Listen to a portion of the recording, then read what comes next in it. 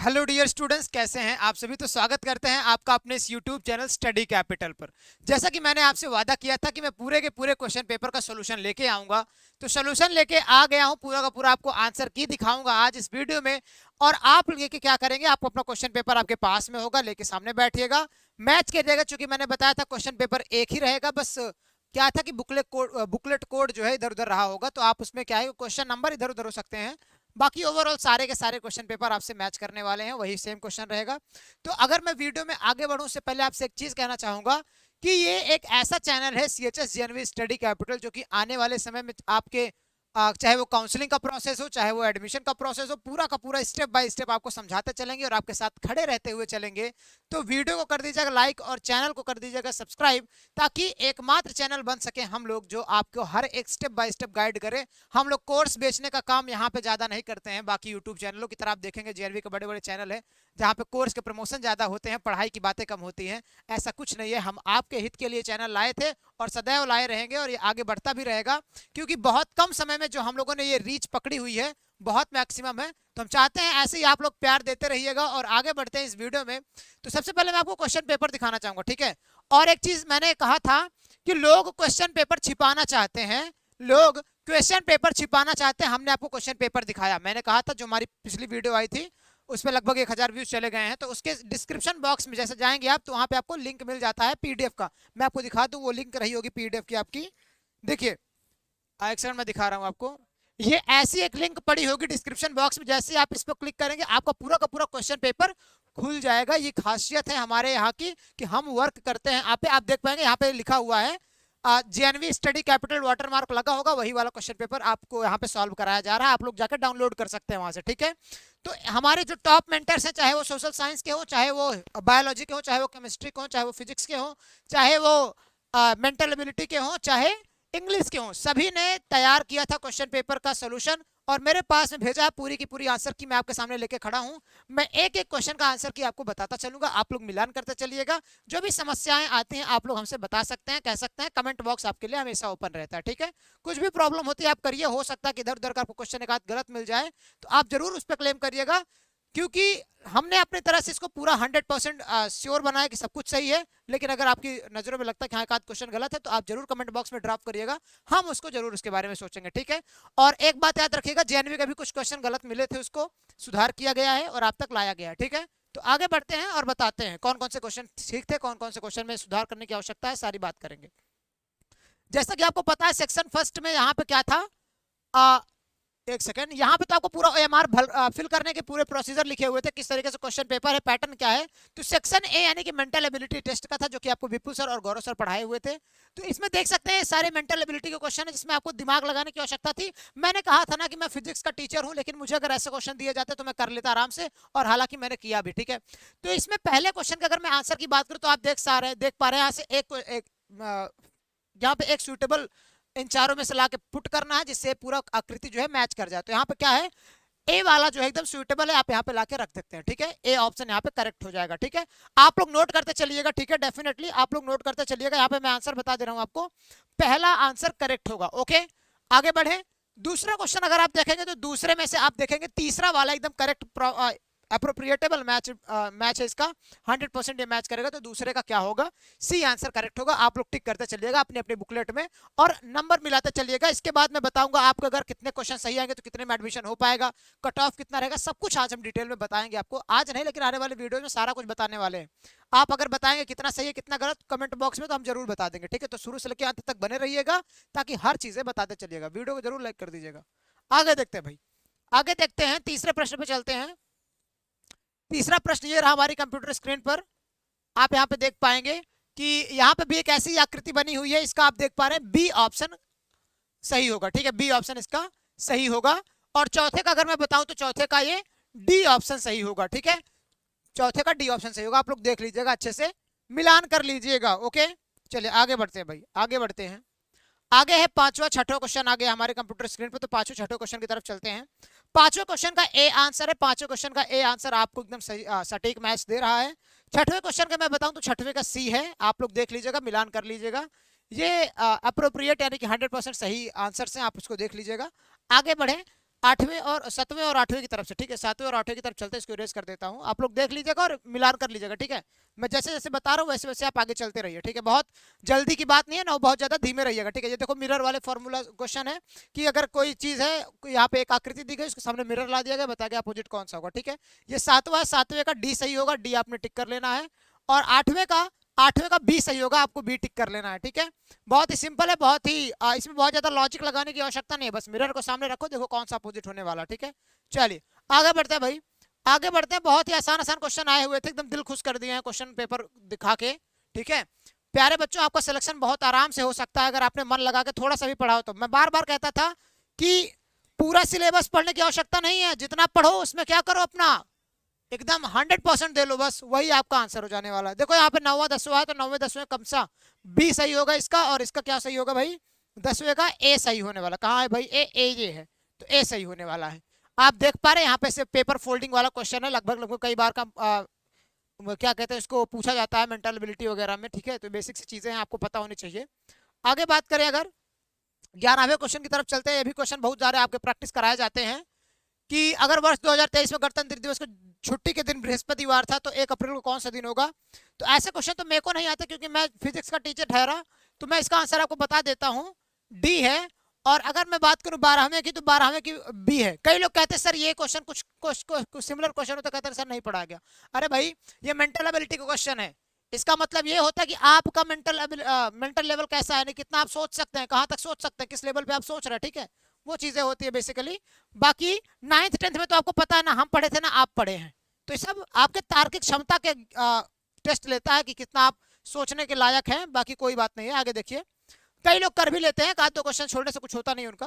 13वें 14वें question की तरफ चलते हैं, 13वें का और 14वें को देखते हैं। यहाँ पे दोनों का बी ऑप्शन सही है, दोनों का बी ऑप्शन सही है, यहाँ पे हम टिक करके आगे बढ़ते हैं, ठीक है। दोनों का बी ऑप्शन सही है, आप आगे देख के बढ़ते चलिए, ठीक है। चलिए आगे बढ़ते हैं भाई, आगे बढ़ते हैं। 15वां और 16वां की तरफ चलते हैं। 15वें और 16वें क्वेश्चन में 17वां क्वेश्चन भी यही पे है, नहीं 16 15 16, तो 15 और 16 की तरफ चले तो हमारे एक्सपर्ट टीचर ने सी और बी बताया, यहाँ पे हम सी टिक कर देते हैं, यहाँ पे बी टिक कर देते हैं, ठीक है। चलिए, और क्वेश्चन का पैटर्न बाइलिंगुअल था, तो कई बच्चे कह रहे थे सर इंग्लिश में पढ़ा रहे हैं, हिंदी में पढ़ा रहे, दोनों का दोनों मैच कर गया ना, हिंदी इंग्लिश दोनों में, बढ़िया। चलिए, कूट भाषा के क्वेश्चन सारे क्या है, बहुत ज्यादा इंपॉर्टेंट है, ठीक है। सारे क्वेश्चन आपको बताए भी थे, ठीक है, आपको बताए भी गए थे क्लास में। चलिए आगे देखते हैं। 17 और 18 की तरफ चले। 17 18 एकदम सिंपल सा क्वेश्चन था कि दक्षिण दिशा क्या है भाई, यदि दक्षिण दक्षिण पूर्व हो जाता है तो उत्तर क्या हो जाएगा। चलिए ये सब देख रहे हैं, एकदम दिमाग दोनों का क्या है भाई, यहाँ पे 17 और 18 क्या है, डी ऑप्शन सही है। सारे क्वेश्चन देख रहे हो किस पैटर्न पे हैं कि आप कितना सोच सकते हैं। अब इसे आप थोड़ा टाइम लेके सोचोगे तो कर लोगे, लेकिन कई सारे क्वेश्चन छोड़ने के लिए भी होते हैं, नहीं तो इसमें तो आपका पूरा समय चला जाएगा, क्योंकि मजा आने लगता है करने में कि भाई मैं तो कर ले रहा हूँ, दक्षिण का दक्षिण पूर्व, उत्तर का उत्तर कैसे होगा भाई, समझो दिमाग लगा। तो ये सब चीजें क्या होती हैं, आपको सोचने पर मजबूर कर देते हैं, तो समय भी चला जाता है। तो इसीलिए तो कॉम्पिटेटिव एग्जाम माना गया है। कॉम्पिटेटिव एग्जाम यही तो होता है ना कि इसमें आपको रोक के रख दिया जाए ताकि आप आगे ना बढ़ पाए। बोर्ड का एग्जाम और कॉम्पिटेटिव एग्जाम में यही डिफरेंस है, बोर्ड एग्जाम में आपको प्रमोट किया जाता है, कॉम्पिटेटिव एग्जाम में आपको रोका जाता है। चलिए, ये है 19 और 20। 19 और 20 कैसा है, सी और ए ऑप्शन सही होगा। हमारे जो मेंटर्स उन्होंने सी और ए बताया हुआ है, तो आप देख लीजिएगा, मैच कर लीजिएगा आपका कितना सही है। मैंने कहा हो सकता है आपके डिजिट्स मैच ना करें कि हाँ मेरा क्वेश्चन नंबर 21 या 25 मिल गया, बाकी आपको क्वेश्चन तो वही सेम रहने वाले हैं। क्योंकि जेनवी ने एक ही दिन सारे टेस्ट लिए थे, तो एक ही दिन सारे के सारे क्या किए हुए हैं भाई, वो पेपर बनाए हुए, ठीक है। अलग अलग पेपर नहीं बनाया था, बुकलेट कोड अलग अलग था बस बेसिकली, बाकी पेपर सब एक ही था।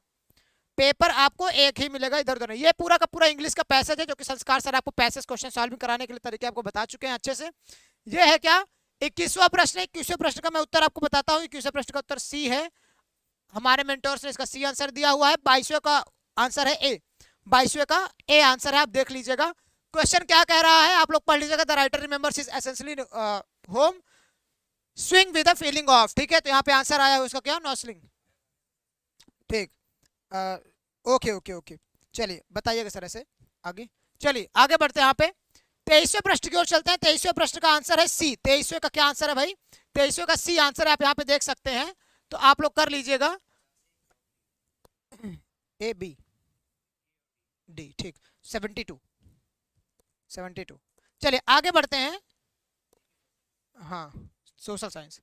चले चले चले आगे बढ़ते हैं 24वें क्वेश्चन की तरफ। 24वें का आंसर क्या है हमारे यहाँ पे, ए है, और 25वें का आंसर क्या है, ए है, दोनों का आंसर ए है। आप बच्चे प्यारे मैच कर लीजिएगा, 24वें का भी ए है और 25वें का भी ए है।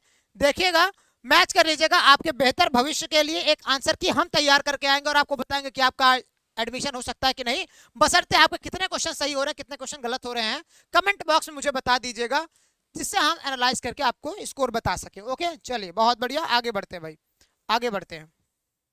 चले चले चलिए, अब आगे बढ़ते हैं। 25वां हो गया, यहाँ पे 26वें क्वेश्चन की ओर चलते हैं। 26वां क्वेश्चन यहाँ पे लिखा हुआ है कि 26वां क्वेश्चन इज मोस्ट एलुमिंग फीचर्स, यानी कि क्या है, 26वां का बी होगा। ठीक है, क्या होगा, बी होगा, आप टिक कर लीजिएगा, अट्रैक्टिव। ठीक है, बी क्या है, अट्रैक्टिव है।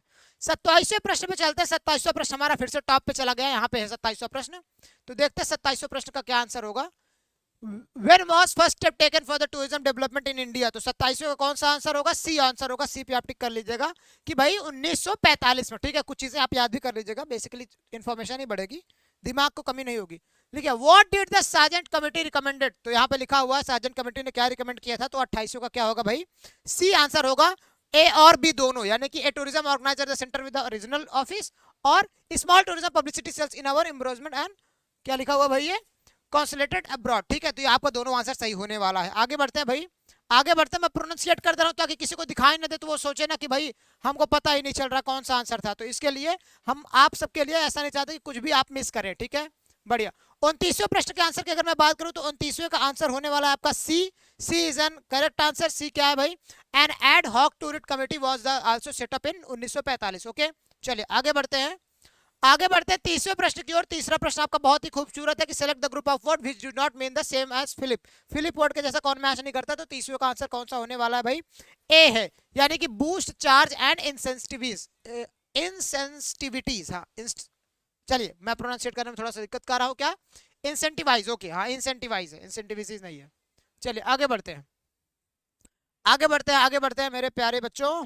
चलिए 31वें प्रश्न की ओर चलते हैं। 31वें का साफ साफ लिखा हुआ है, इसका थोड़ा सा मैं भी जानता हूं। The doctor told me that I was fine. भाई देखो, जब आप the doctor said I'm fine, तो इसका क्या हो जाएगा, इनडायरेक्ट द डॉक्टर से told that I was fine, यहाँ पे वाज हो जाएगा। बढ़िया, आगे लिखा select the correct option to complete the newspaper. तो यहाँ पे 32 है, तो 32 का ए हो जाएगा, ए आपका करेक्ट आंसर होगा। ठीक है, 33 आता है इसके बाद। 33 को हम लोग सॉल्व करते हैं। 33 यहाँ पे देखते हैं कौन सा भाई, 33 कौन सा है, 34 को देखते भी, 34 भी देख लेते हैं साथ में। अब इंग्लिश के बाइलिंगुअल तो किया नहीं जाता, इस वजह से इंग्लिश का बाइलिंगुअल तो है नहीं। कई बच्चे कहेंगे भैया बाइलिंगुअल चाहिए, तो मार खाओगे फिर। देखो भाई 33 का क्या होगा, 33 का मैं बताता हूं, होगा बी, और 34 का होगा सी। बी और इसका क्या होगा, सी होगा। 34 का आगे दिखाते हैं आपको, 34 कौन सा है। 34 का यहाँ पे had seen them the day before in her class. Okay, ये होगा। 35 की ओर चले, 35 का डी आंसर करेक्ट होगा। डी विजिट, यानी कि विजिटेड हो जाएगा। ठीक है, चलो आगे बढ़ते हैं भाई, आगे बढ़ते हैं, आपको अगले क्वेश्चन दिखाने की ओर चलते हैं। ठीक, ये कैसा सर, छोटा सा ओपन, अच्छा अब बड़ा हो रहा। ठीक ठीक ठीक, चले 36 की ओर अगर हम चले, तो 36 की ओर अगर हम चले तो यहाँ पे साफ साफ लिखा हुआ है complete the slogan. Slogan complete करने की आया हुआ है, तो 36 का होगा बी। यहाँ पे देखिएगा 36 और 37 दोनों का बी ही आंसर है। ठीक है, 36 और 37 दोनों का बी आंसर है। ओके, बी इसका होगा, बी इसका भी होगा। ओके, चलिए आगे बढ़ते हैं भाई। हाँ, बी भी आंसर होगा इस दोनों का। चलिए चलिए चलिए, 71 का बी। अच्छा, ठीक ठीक ठीक ठीक, मैं बना लूँ। आगे देखते हैं भाई, आगे देखते हैं हम लोग कौन से क्वेश्चन पे आ गए भाई। 38 एंड 39 का क्या होगा, ए और सी। 38 का ए होगा और 39 का सी होगा। लिख लीजिएगा 38 का ए और इसका सी होने वाला है। ओके, टिक करिएगा और आगे बढ़िएगा। बहुत ज्यादा डिटेल में यहाँ पे नहीं रुकना है, क्योंकि हमें सारे सारे क्वेश्चन के आंसर ढूंढने हैं। तो 40 का डी होगा, आप लोग देख लीजिएगा, 40 का D will be the correct. Okay, चलिए चलिए आगे बढ़ते हैं, आगे बढ़ते हैं मेरे प्यारे दोस्तों। चलो जल्दी आ जाओ आ जाओ आ जाओ। हाँ, यहाँ पे आता है साइंस का पोर्शन। साइंस का पोर्शन देखते हैं, यहाँ पे लिखा है कि कौन सा समीकरण यानी सही होगा। तो यहाँ पे देखिएगा इसका D answer will be the correct answer. ठीक है, 2313, चूंकि मैंने बताया था कि 2 aluminium plus 3H2O gives Al2O3 plus 3H2। ठीक है, ये रिएक्शन आपको मैंने उस दिन भी बताई थी, तो इसको लिख लीजिएगा। आगे देखते हैं, यहाँ पे लिखा हुआ है, लिखा हुआ है यहाँ पे क्या, लिखा है in the chlor alkali process the product obtained. भाई कौन सा प्रोडक्ट ऑब्टेन होता है, ये है 42, और 42 का B answer will be the correct. यहाँ पे देख लीजिए, एक मिनट में मिटा दूं इसको।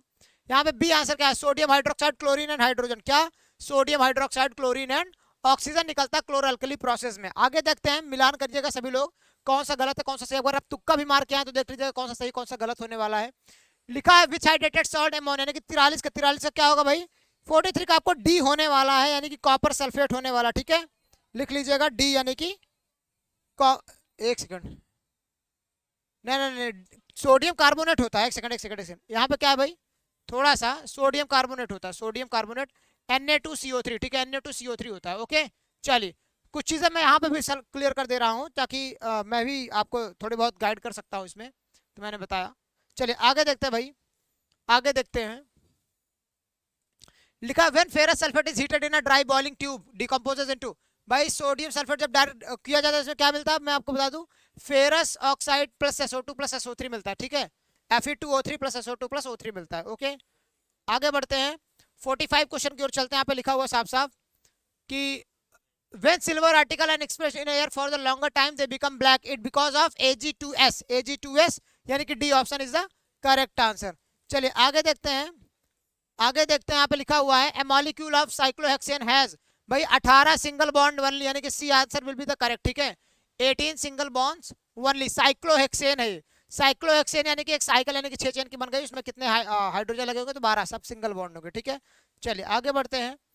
47वां, select from the following in a group of organism in which the food material is broken down into the body, इसका क्या होगा भाई, इसका मशरूम, यीस्ट और कैस्केटा होगा। ठीक है, क्या डी होगा, मशरूम, यीस्ट एंड कैस्केटा।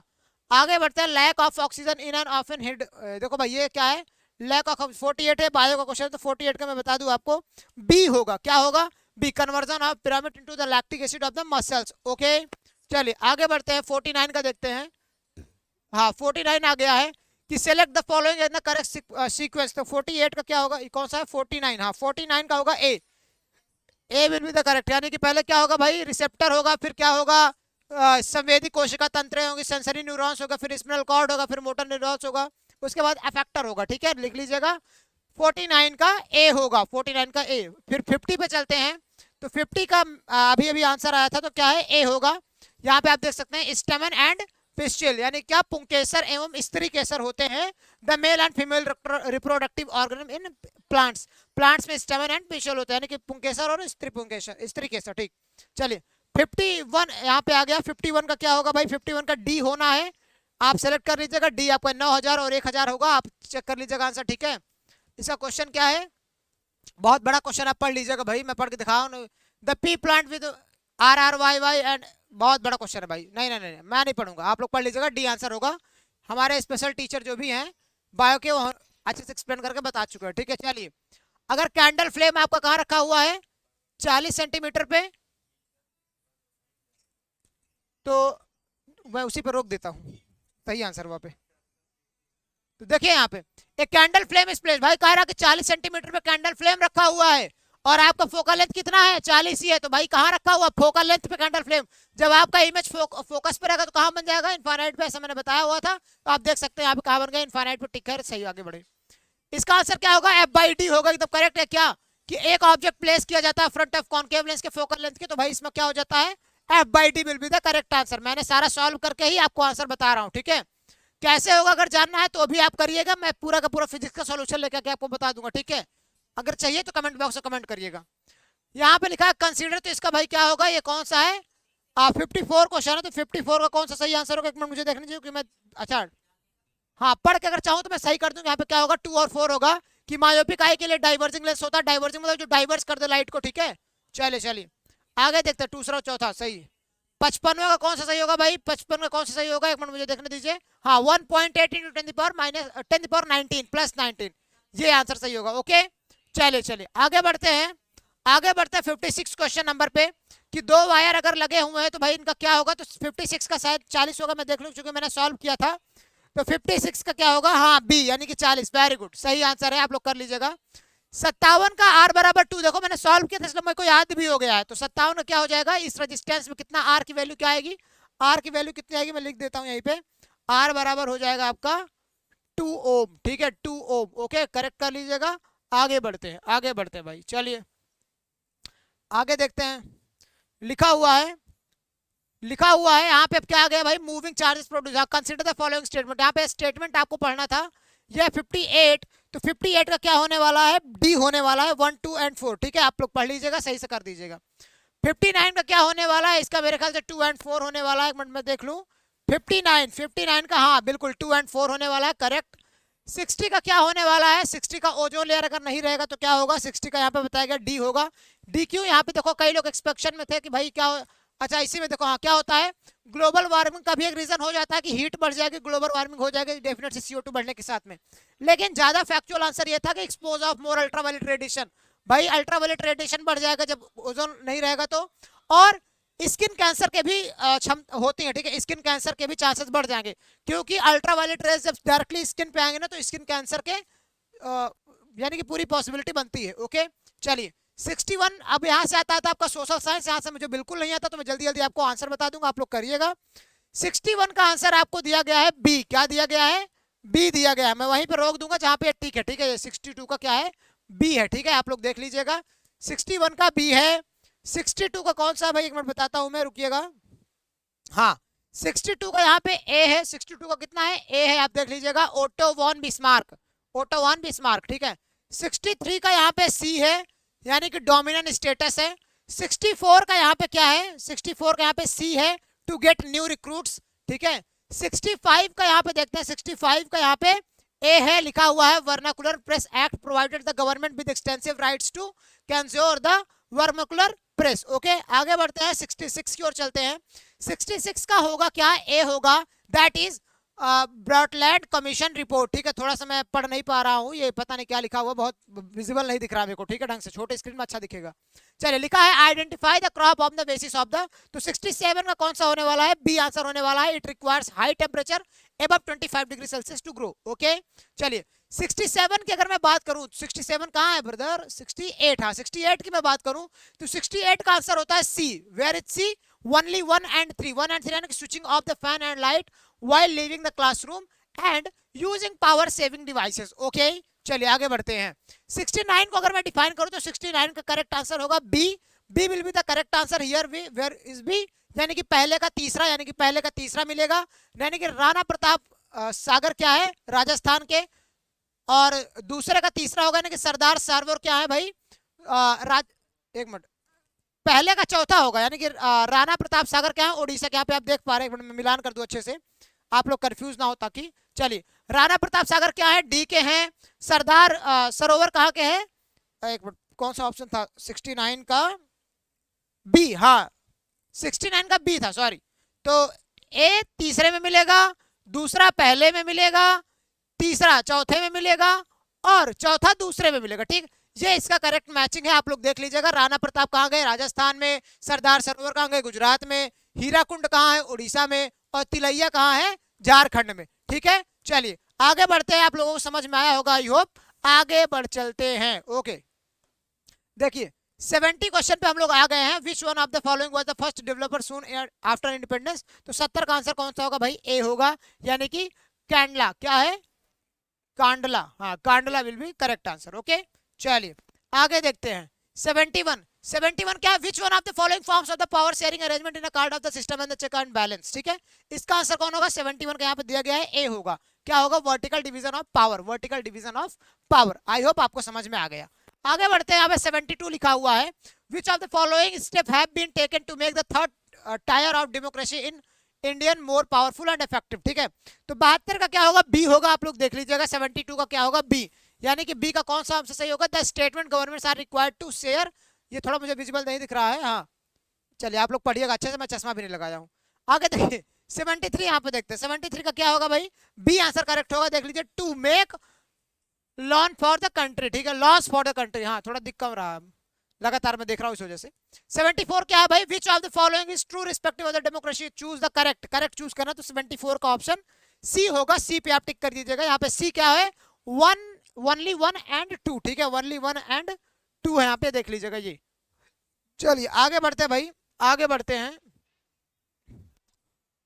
चलिए 75 को क्या होगा, how many languages are recognised schedule language by the constitution India, तो 75 क्या है, सी, हाँ गौरव सर भी यहाँ पे है तो बता रहे हैं सी आंसर सही होगा, क्योंकि वो भी बढ़िया पढ़े हुए हैं अच्छे खासे तरीके से।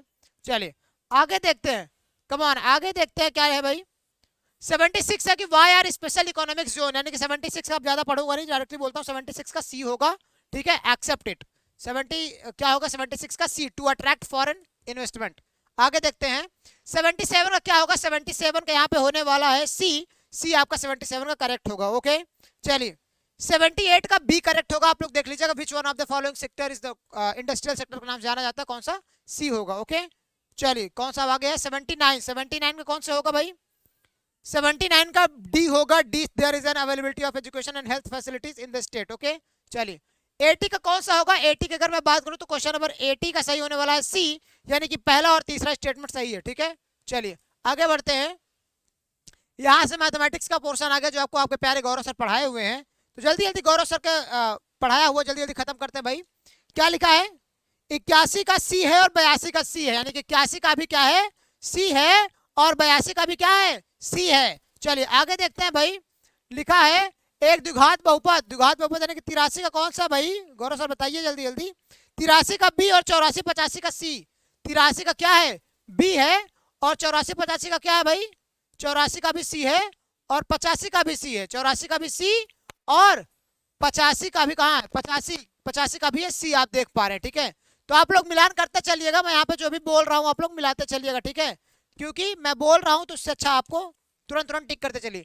86 का क्या होगा, 86 का बी होगा, यहाँ पे देख लीजिएगा, बी 86 का करेक्ट होगा, ठीक है। 87 का क्या होगा, 87 यानी कि 87 का होगा डी, यानी कि 3 होगा, 3 3। चलिए आगे बढ़ते हैं भाई, आगे बढ़ते हैं, आगे बढ़ते हैं। चलिए 87 हो गया, 88, यहाँ 88 क्या लिखा हुआ भाई, 88, 88 मतलब 88। चलिए गौरव सर कह रहे हैं डी होगा बिना देखे ही, 88 का, 88 का क्या होगा, डी होगा, बढ़िया। एंड 89 का क्या होगा गौरव सर, 89 का गौरव सर बता रहे हैं कि सी होगा, चलिए बहुत बढ़िया। और 90 का क्या होगा, 90 का भी गौरव सर बता ही रहे हैं, कह रहे हैं थोड़ा नीचे तो आ जाइए सर, क्वेश्चन तो पढ़ लेने दीजिए। चलिए 89 का, एक मिनट, हाँ 90 का गौरव सर बी बताए हुए हैं, चलिए बहुत बढ़िया, यानी कि 3ab square is equal to 4ad square, चलिए ओके ओके ओके। चलिए अब आते हैं आगे, आगे आते हैं क्वेश्चन नंबर 91 पे। 91 का सी होगा, देख लीजिएगा आप सभी लोग, 91 का सी होगा और 92 का बी होगा, 92 का बी होगा, ठीक है। 93 का क्या होगा मैं बता दूं आपको, तो 93 का होने वाला है आपका डी, और 94 का भी डी ही होगा, ठीक है। 94 का क्या होगा, डी ही होगा, 5,3 ही होगा। चलिए 95 का सी होगा, 95 में 2 आंसर आएगा सी, और 96 का क्या होगा भाई, ए आंसर होने वाला है, ठीक है, 96 का ए आंसर होने वाला है। 97 का आपका डी होगा, 98 का आपका डी होगा, ठीक है, लगातार 98 का भी आपको क्या होगा, डी आंसर होने वाला है। 99 का भी डी होगा, और लास्ट आते हैं 100वें नंबर पे, तो इसका सी होगा। ये रहा आपका पूरा का पूरा 1 से लेके 100 तक का ढड्डा तैयार करके हमने आपको बता दिया कि हर एक हमारे एक्सपर्ट टीचर ने बता दिया है कि इसका हर एक क्वेश्चन का सही आंसर क्या होने वाला है। अगर अभी भी आपको लगता है कि सर ये क्वेश्चन का ये आंसर हो सकता है जो कि आपने नहीं बताया, तो कमेंट बॉक्स आपके लिए हमेशा ओपन है, कमेंट करिए और बताइए कि कौन सा क्वेश्चन आपको कह सकते हैं कि हाँ थोड़ा सा इनअप्रोप्रिएट रहा है। बाकी हमने अपनी तरफ से 100% एक्यूरेसी से आंसर की आपको दे दिया, क्वेश्चन का सोल्यूशन मैंने बता दिया है। तो हो सकता है कहीं भी हाँ 1-2 क्वेश्चन में अगर आपको एरर लगा हो तो आप कमेंट बॉक्स में बताइएगा उसका सही आंसर, ताकि हम और भी बच्चों तक उसको फॉरवर्ड कर सके। आपको कमेंट हम पिन कर देंगे डेफिनेटली, ठीक है। चलिए तो इस वीडियो में बस इतना ही, वीडियो को कर दीजिएगा लाइक, अगर पसंद आया तो चैनल को कर दीजिएगा सब्सक्राइब। सब्सक्राइब इसलिए कर दीजिएगा क्योंकि यही एकमात्र चैनल जो कि हर अपडेट के साथ में तैयारी भी कराई जा रही है। और मैंने बताया था कि क्लास 11th का जो एंट्रेंस एग्जाम था, गवर्नमेंट को भी नहीं प्रिपेयर था कि एग्जाम होगा, अचानक से उसने एग्जाम लिया 11th के लिए, लैटरल एंट्री निकाली, तो हम लोगों को कहां से पता लगेगा। तो हम लोगों ने भी फिर भी बच्चों के प्यार से, इतने रिक्वेस्ट से हम लोगों ने फिर भी मुहिम उठाया कि चलो ठीक है भाई करा देंगे तैयारी अपने प्यारे बच्चों के लिए कुछ भी। तो हमने एक एक्सीडेंटली टीम कलेक्ट करी और टीम कलेक्ट करके तैयारी कराना शुरू किया, जिसमें भी कई बच्चे जुड़े और पार्टिसिपेट किए, और लगभग हम लोगों ने पूरा का पूरा सहयोग दिया बच्चों का, और बच्चों ने भी बहुत ज़्यादा अच्छे से कोऑपरेट किया, चूंकि उन्हें भी हमारी प्रॉब्लम पता थी, क्योंकि बहुत कम समय में बहुत कुछ करना था। तो दिस वाज ऑल अबाउट कि पढ़ाई करते रहो और आगे बढ़ते रहो। Wish you all the very best. मिलते हैं आपसे अगले लेक्चर में, और हो सके तो कहिएगा कि अगर कुछ क्वेश्चन पेपर में सोल्यूशन बताना हो तो हम लोग एक्सप्लेन भी करने के लिए तैयार हैं, आपके लिए हमेशा अवेलेबल है। Bye bye. स्टॉप कर दीजिए सर।